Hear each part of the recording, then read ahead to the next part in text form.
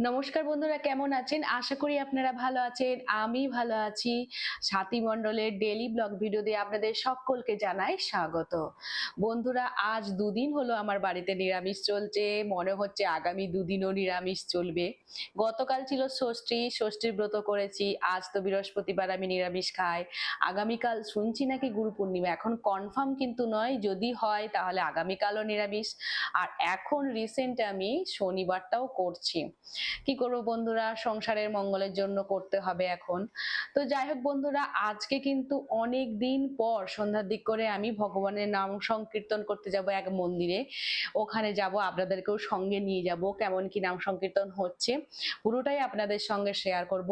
আর এখন আমি স্নান পুজো কমপ্লিট হয়ে গেছে, লক্ষ্মীবার পুজো দিয়ে তারপরে খাবো। এখন আমি সকালের খাবার খেতে বসেছি। এখন বাজে 12টা 5। আপনাদেরকে টাইমটা একটু দেখাই।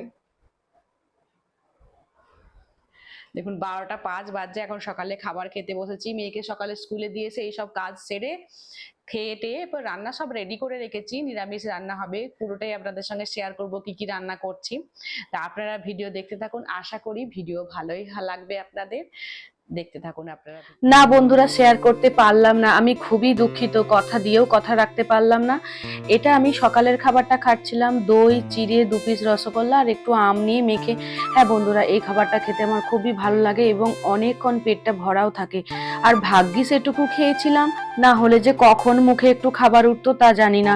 হঠাৎ করে স্কুল থেকে ফোন এসেছে মেয়ের ওই প্রোগ্রামের ব্যাপারে একটু ডিসকাস করার জন্য গার্জিয়ানদের সঙ্গে।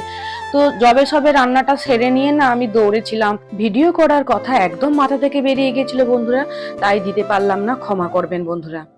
বন্ধুরা, হঠাৎ একটি জরুরি কাজে সন্ধ্যের দিকে আমি বেরিয়ে যাচ্ছি। আবারও আপনাদের কাছে ক্ষমা চাইছি। সন্ধেবেলা যে হরিনাম সংকীর্তনে যাওয়ার কথা ছিল সেখানে যেতে পারলাম না। আসলে এইটি খুবই জরুরি কাজ বন্ধুরা, তাই একটু বেরিয়ে যেতে হলো মেয়ে আর বরবাবুর সঙ্গে। জরুরি কাজটি হলো মেয়ের যে 21 জুনে ওই বিশ্ব গান দিবস হিসেবে যে সেলিব্রেট হচ্ছে না, যে কনসার্টটা আছে, তো সেখানে যে ড্রেসটা লাগবে সেই ড্রেসটা কিনতে যেতে হচ্ছে।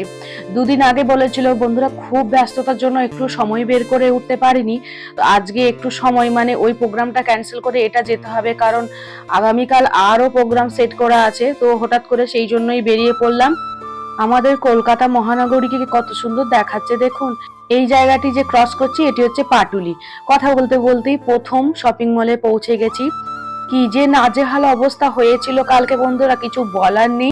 ওই একটা ড্রেসের পেছনে না, এই মল থেকে ওই মল, এই দোকান থেকে এই দোকান, এই মার্কেট থেকে ওই মার্কেট, অনেক জায়গা ঘুরেছি বন্ধুরা। এই ঘোরার পিছনে প্রায় আমাদের 2 ঘন্টা টাইম গেছে।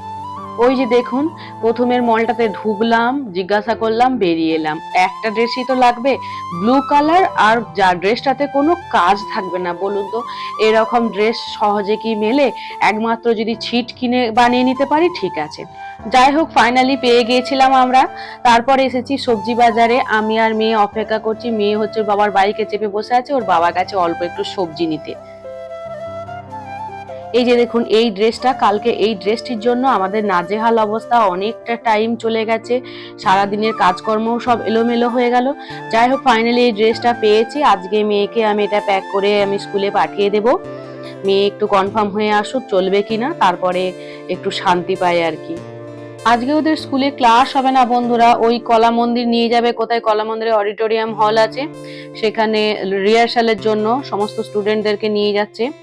তো যাই হোক, ভালোই লাগবে, ওদের আনন্দ করে একটা সারাদিন কেটে যাবে এবং রিহার্সালটাও হয়ে যাবে।